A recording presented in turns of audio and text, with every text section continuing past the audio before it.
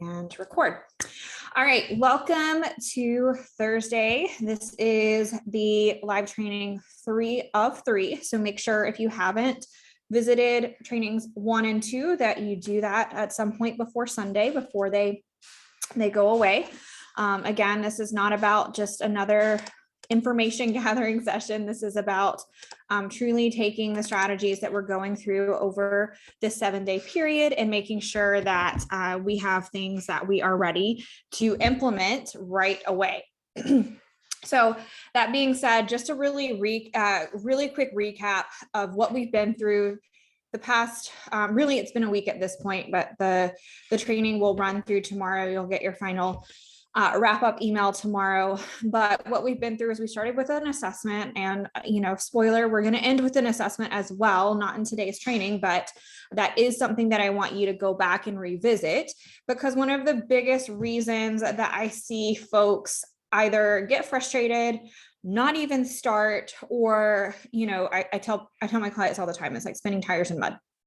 Keep spinning tires in mud is because we're not consistently checking in and reflecting on where we're actually making progress. And so when we have this grand idea of what our goal is, which is amazing, the results that we're seeking, which is amazing, we often miss these little areas of progress that are consistently happening along the way. And so actually one of my clients reflected back to me in a check-in message yesterday. She literally couldn't have said it any better. It's, progress is progress, but if we're not consistently checking back, we don't notice that. And that is the thief of all actual momentum. It's the thief of motivation. It's the thief of any joy in the process, because we're constantly feeling disappointed in ourselves for what we're not achieving. And so, I'd love to know how that resonates with you guys. Love to know how that has sat true for you in the past, because it is a consistent theme. So that to say, the reflection process, I will walk you through it in your email tomorrow, is really, really, really important. Even though, once again, the process that we're moving through is a process that I take my clients through over a 4 to 6 week period, just depending on the individual. We do weekly check-ins. Weekly check-ins are important. I'm consistently asking my clients to check in with themselves daily. It's important. There's a lot of stuff that consistently happens over and over and over and over again that we just don't even notice is happening. And so that's actually a part of my job as their coach to say, hey, did you notice that we'd actually progressed in this way? So reflection process is what we started with. We started talking about planning. I gave you guys some awesome recipes. I say they're awesome because I eat them all the time and I enjoy them. And I do generally get positive feedback on that. To plan, walk through the importance of the planning process, walk through the importance of a weekly ritual.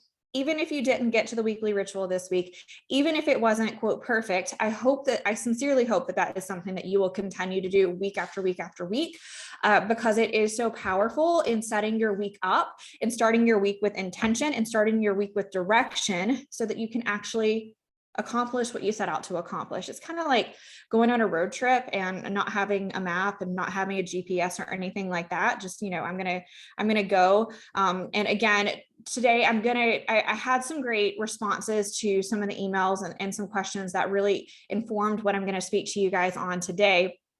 But really talking about how I thought I knew where I was going, but I didn't make a plan for it. And it turns out that I didn't know where I was going. My husband's the worst for this when we drive. I know exactly how to get there. And then it winds up taking 30 minutes, an hour longer every single time, because it turns out he didn't exactly know how to get there. It's no different when it comes to your health. It's no different when it comes to your fitness. It's no different when it comes to your weight loss.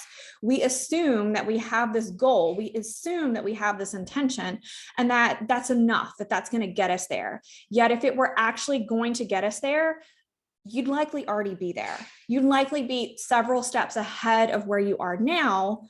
Otherwise, you wouldn't be listening to me speak on this, right? And so being able to, vulnerability is a big part of transforming our bodies, transforming our health, transforming all of the things. And so being willing to stay vulnerable and say, this is an area of opportunity for me, not attaching judgment, not attaching criticism, but saying this is an area of opportunity for me. The other thing that I want to say about kind of having holes or where we take missteps, aside from, not being willing to say, okay, this is where I have an area of opportunity, is focusing on what I often refer to as the shiny object. And so I made a post on Facebook because it stemmed from one of the conversations from a lady that is participating in this training this week. But, she was so frustrated because she is a member of a gym that promotes that, she's not where she wants to be. So she needs to do more classes, or she's previously seen a dietitian. She's previously seen a nutritionist that just told her she needed to remove this, and this. And so she's constantly in this cycle where I need to buy this supplement. I need to remove this. I need to add in this, which is just continuously got her focused on, okay, this is what I need to be doing. And her overall focus has moved so far away from why she started it in the first place, health, because we're not focusing often enough on the bigger picture. And here's the thing, whether you want to lose 100 pounds or you just want to wake up feeling like you actually went to sleep the night before, the outcome is going to be the same. When we focus on the steps that I'm walking you through in this process, the energy that you feel throughout the day is going to relate to more activity throughout the day. It's going to relate to more better food choices. It's going to relate to more sleep at night, which is going to decrease the amount of stress, which is going to increase the amount of steps that we're able to take throughout the day, which is going to provide the motivation to go to the gym, to do the workout classes, to do the workout you were prescribed. All of these things work together. And so when we pull back the curtain to what do we really need in order to lose the weight we say we want to lose, it's all those things. But where people more often than not, miss the boat is that they're so focused on the weight loss. And by the way, this is not your fault. This is what you've been sold. I speak with women every single day that have been diagnosed with hypothyroidism, Hashimoto's, PCOS, menopause, all these different hormonal dysfunctions. They go to their physician and they say, I feel like crap. Taking my medication, I'm doing what you're telling me to. I feel like crap.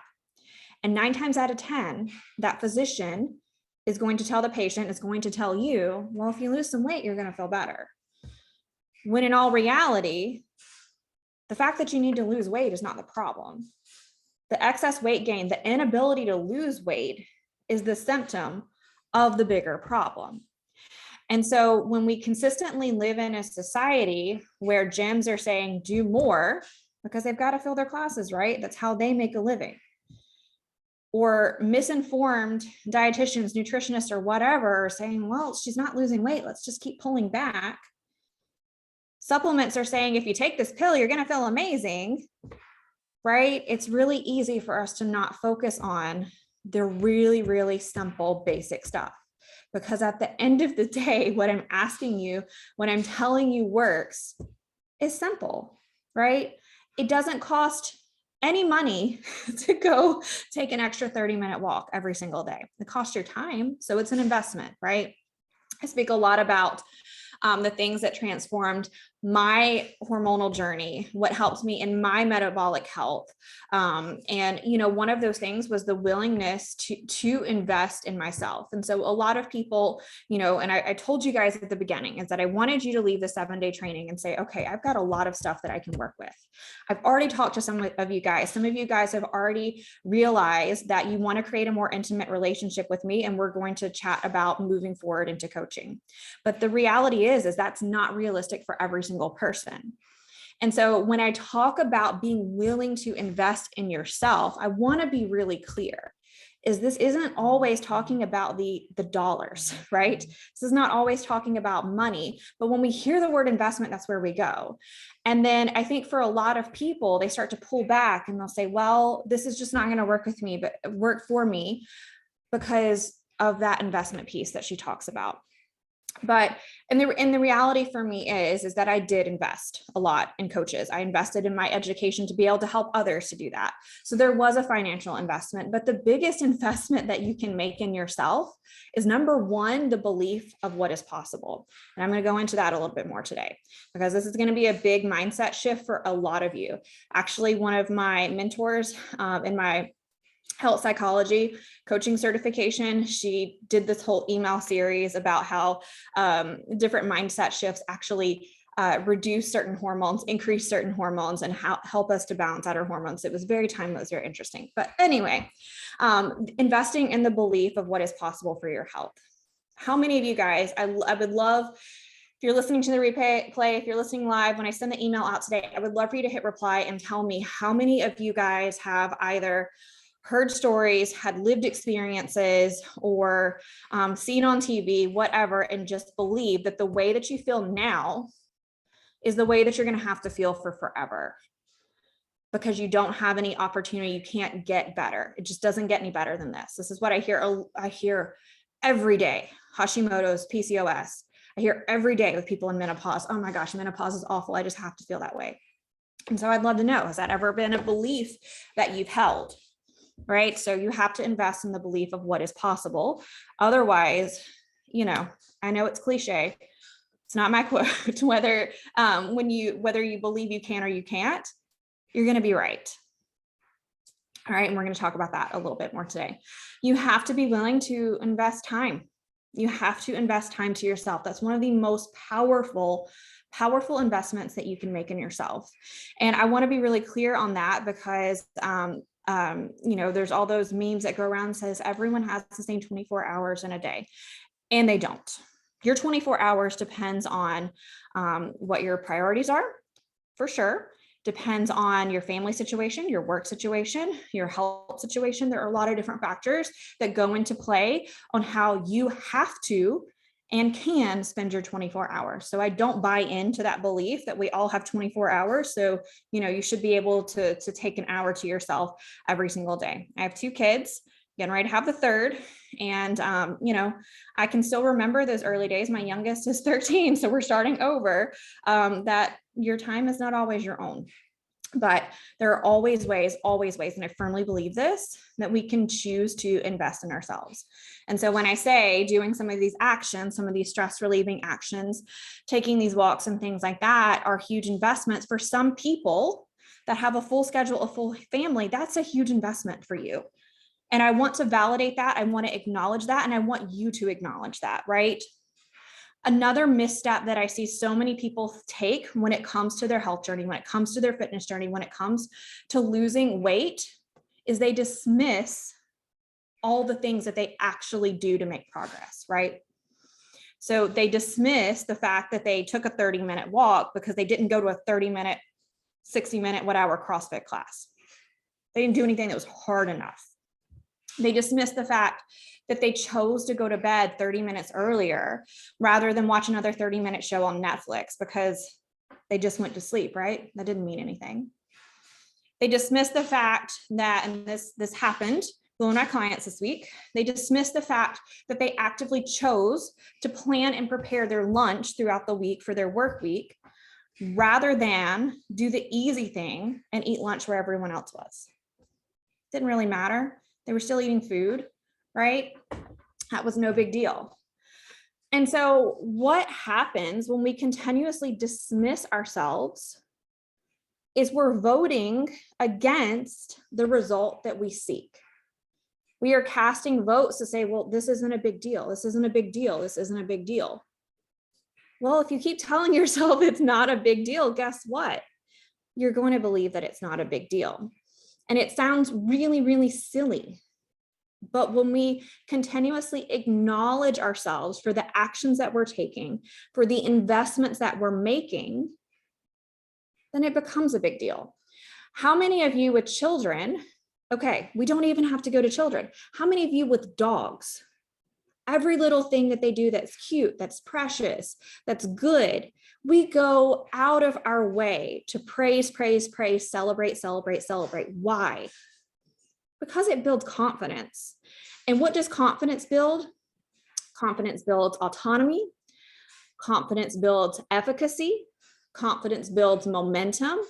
Confidence builds motivation. Confidence builds the ability to keep moving forward. And the biggest issue that people have, and so when I start with new clients, I always start with expectation management, right? Because when you've grown up in a generation that's like, drink this shake and in 30 days you'll have dropped 30 pounds. And then I sit here and tell you, well, we're going to spend 30 days restoring your metabolism. There's no crazy shakes involved and you're not going to lose 30 pounds. It's kind of like, man, this sucks. But setting up the expectations of, this is a long game. And that's the biggest, most discouraging thing that I want to call out and make you guys aware of, is the fact that when you are doing this, I'm going to use air quotes for those that are just listening, the correct way, there's a delay. There's a delay in satisfaction. There's a delay in the gratification process. Why? Because your metabolism, once again, is incredibly adaptive.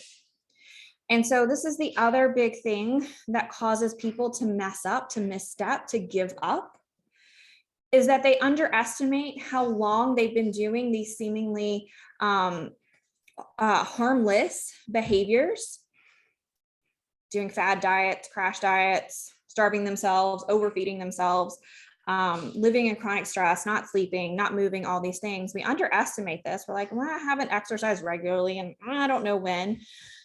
And then we expect that when we start to take the steps in the right direction, that our metabolism just goes, bam, I've got you. We're going to do this. And on one hand, where I wish that that was the response that we could get, on the other hand, I'm really thankful that my body doesn't respond that way. And here's why. And here's why this is important. Here's why this matters. And here's why you should take this seriously. When we are creating a flexible metabolism, again, we don't want a slow metabolism, but we don't want a fast metabolism. We want a flexible metabolism. A flexible metabolism is going to ebb and flow with the seasons of our lives. Now, I have worked in health and fitness for 12 years now. My life, my routine does not look the same every single week, every single season, ever. I take vacations where I'll do something for my body, but my workout routine won't look the same. I'll go out to dinner with my husband. I'll make good-ish choices, but I'm not afraid to indulge. And I'm not going to say no to experiences, to celebrations, for fear that my metabolism is going to snap back the next day and say, whoa, we shouldn't have done that. Here's an extra 20 pounds, right? And so what we are essentially asking our metabolisms to do by saying, well, maybe I haven't done the best diet in the past 6 months, a year, 5 years, whatever, couple months, it doesn't matter. And then I'm going to start doing all the quote right things. And I expect it to snap in a week, 2 weeks, really fast, right? I want you to consider, if it were reversed, if we were doing the quote right things, I hate using right or wrong, but to get my point across, that's the word I'm using. If I were doing the right thing for 6 months, a year, 5 years, whatever, do I want to go on vacation and relax a little bit more? Maybe overindulge a little bit with food, maybe stay up a little bit later to make memories with my family. Do I want my metabolism to snap back in a week and say, all right, you did that. That wasn't what we like. We're not going to stay the same. We're going to start to pile the pounds back on. Or do you want it to say, okay, well, that's fine. We're not going to adapt that fast, right? We're protecting you. We know the pattern. We've adapted to the pattern. And we're flexible to the ebbs and the flows of your life. We're flexible to Thanksgiving. We're flexible to Christmas. We're flexible to the 4th of July, whatever it is.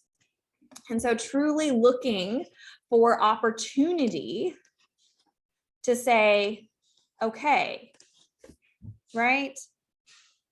I've got to put in the work. I have to look at the long game. I have to be willing to say yes to delayed gratification which we're going to go what that means that you're saying no to, in order to get long-term results, long-term health, long-term, whatever it is that you seek. All right, so hopefully this is making sense. I'm going to remind you guys that I am hosting a live Q&A on Monday. I think it's May 2nd at 4 p.m. Eastern. So I really want you guys to reflect on some of these concepts over the next 3.5 days or so. And I would love for you to come with as many questions as you have. I would love for you to challenge me. And that's what I tell my clients all the time. I love to be challenged. Makes me a better coach, makes me a better human being. And it allows me to serve people better, which is exactly why I'm here. It's exactly why I do this. All right. So delayed gratification is what we're saying yes to for long-term results. And so this is the unsexiest answer to a common question, which has already been brought up this week. I know it'll get brought up again. So how long does this take? And the answer is it takes what it takes.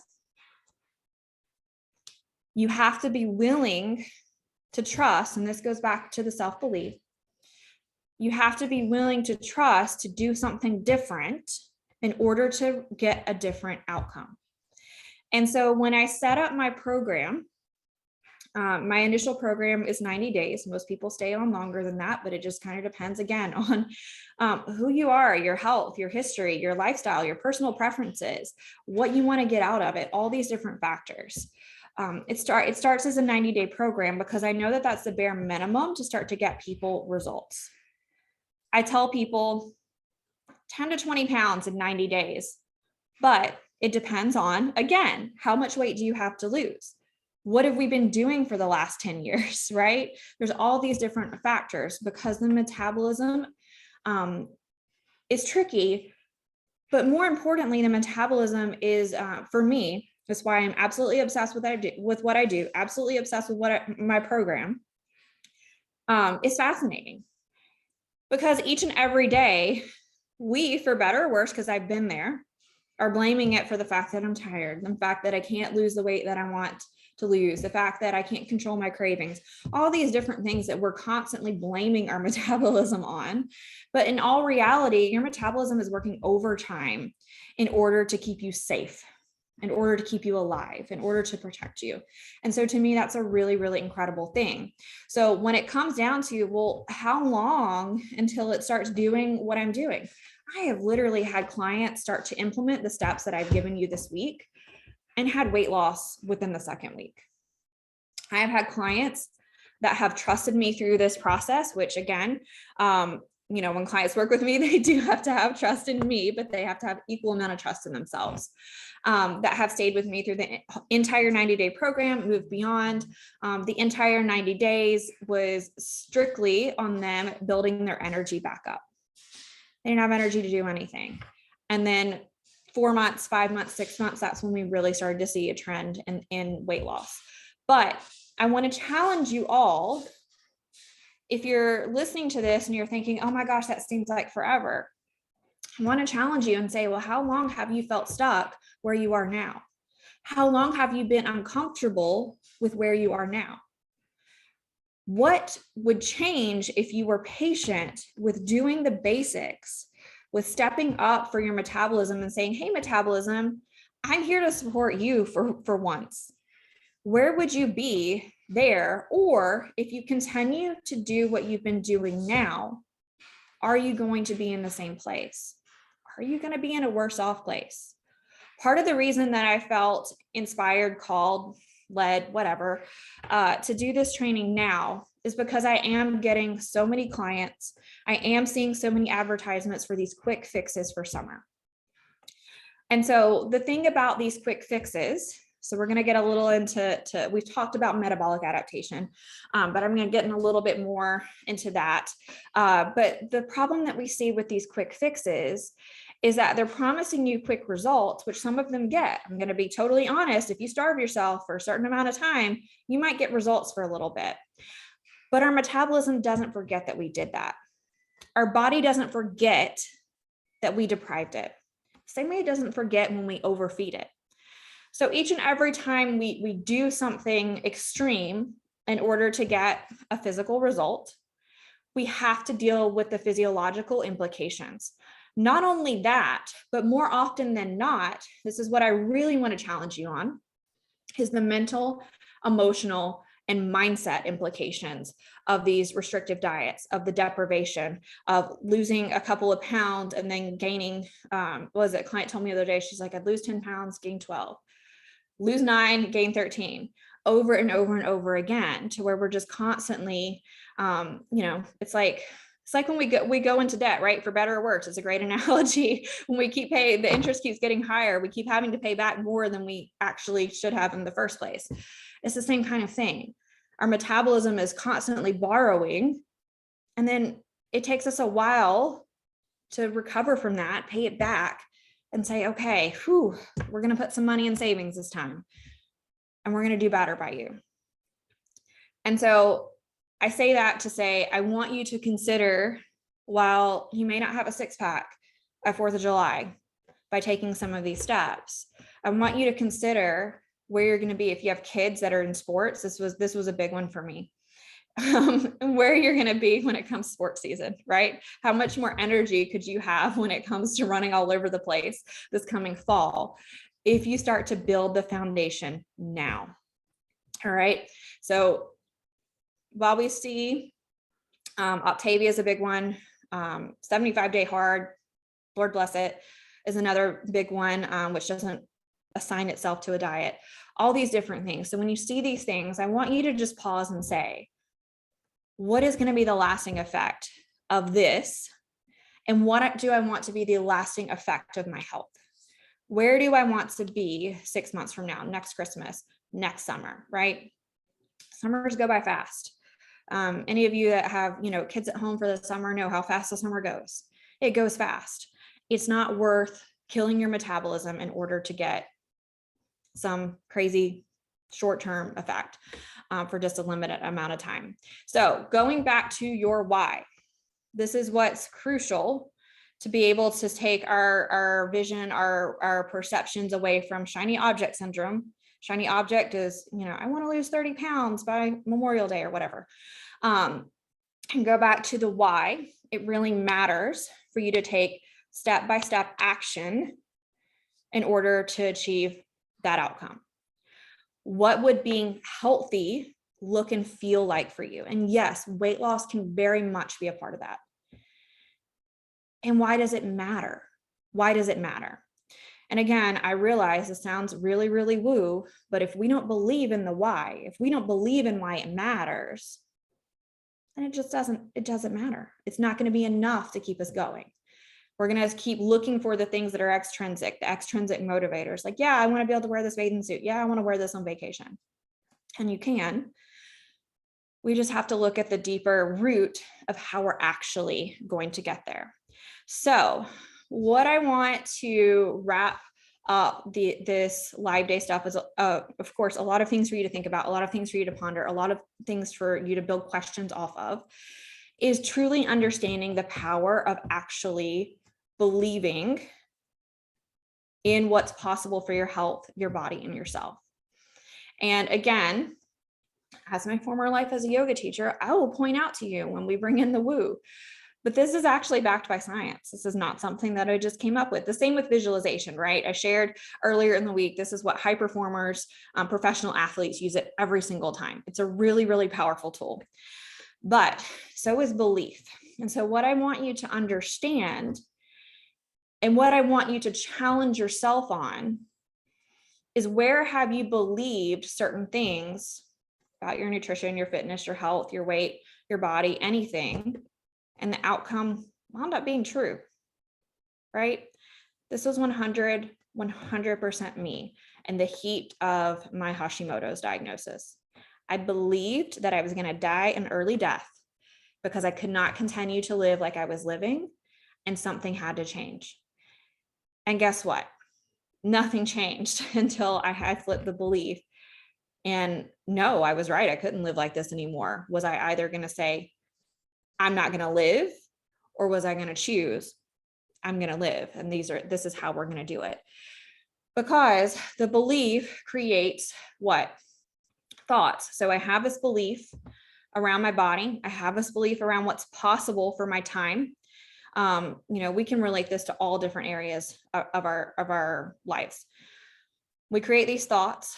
These thoughts create stories. Our brains love to do that, and we love to act them out, right? So it creates the actions, it creates feelings, and we act off emotion. Unless it's I don't know, even cars are emotional. I can't even think of a lot of things that we do, that we purchase that is not based off of emotion. But if you can even think back to, go back to some dumb purchase that you've made recently. I know we've all done it. And I want you to attach any kind of logical reason that you may have done this, because you're going to have a hard time doing that. And it's the same when it comes to taking action on your health. If we're attaching this emotion to it, emotion can be good or bad. We can go either way. That's how you're going to act from it. It's the reason that I had a conversation with my clients in our mindset call, maybe it was last week, around the reason that we get so caught up on the scale. And it's not because of the number that the scale is dishing back at us. Numbers are facts. Numbers are just numbers. But when you attach emotion to it, it starts to mean something. So I want you to consider, if you truly believed that it was possible, looking back to the reason that you said, oh, I want to work on my metabolism. Because while you may have come into this training saying, yeah, I would love to be a little bit healthier or more energized, you probably looked at it and said, yeah, I want to lose some weight, which is valid. Again, I've told my clients, when I'm done breastfeeding, I will be right there with so many of them. Like, yeah, I want to shed some pounds. Totally valid. But if you believed in what was possible, if you believed in that goal, if you believed in that why, how would that start to shift the thoughts that you have in your brain? How would that start to shift the narrative around what is possible? Instead of saying, oh my gosh, I came into this store and I've got to start planning. I've got to start, paying more attention to my plate. I've got to start walking and sleeping and reducing stress. It seems like a lot. And it's really easy for us to create beliefs and stories. I don't have time. I don't have energy for that. I don't have money for that. All these different things, create these thoughts, and we create these stories, and then we live them out. What if you started from this point on, shifting your belief to, this is what is actually possible for me. This is how I want my body to look. This is how I want my body to feel. This is why it matters. This is why it's meaningful. What if you started to create emotion around that? And what if you could start to act from that place? Act as if you're already doing the thing. There is not a doubt in your mind that it is 100% possible. This is scientifically been proven. If you guys want to challenge this, then bring it to Q&A. This is scientifically been proven to change the way people behave, to change the way people view their health, to change the way people live in their bodies, to change health. It has changed health diagnoses throughout the years, just starting with understanding what is happening. I think I mentioned on Tuesday's live training, I know I've mentioned it to my clients, it's really interesting. Third baby, I'm going back through the hypnobirthing course, and I love, my husband hates it, but I love the science part. Talking about, having these attachments and stuff to different words. And so I'll use the childbirth analogy because it's really relevant to me right now. But how when we're focused on pain, and that signals to our brain to stop. And so literally can stall a woman's labor. And so when I'm talking, so it's really directly gone straight to clients. When I'm talking to clients about doing things that might be uncomfortable, such as taking a walk, such as, sometimes eating a vegetable, drinking more water, all these things. It's uncomfortable. It could be painful, working out. It signals to your brain to stop, not to do that. And so if I haven't mentioned it within this training, you might have heard me say it before, we cannot bully our physiology and we cannot bully our psychology. So you have to start to line up your beliefs with the thoughts that you want to create in your head for what is possible. So that is what I wanted to leave you guys with. As far as action items for the next couple of days, I want you to start reflecting, go back through the guidebook, go back through the pillars of what is going to create a meaningful transformation for you. And then tomorrow I'm going to walk you through your check-in process, how to check in with yourself, how to monitor your progress so you can continue to see the progress and you can continue to progress week to week to week, because that is truly how you're going to get where you want to be, right? All right. I will send the replay out this afternoon. I hope everyone has a great rest of their afternoon. And I hope to see everyone live on Q&A on Monday. Otherwise, let me know what's resonating. Let me know what's coming up for you. And yeah, I hope you have a great rest of your night.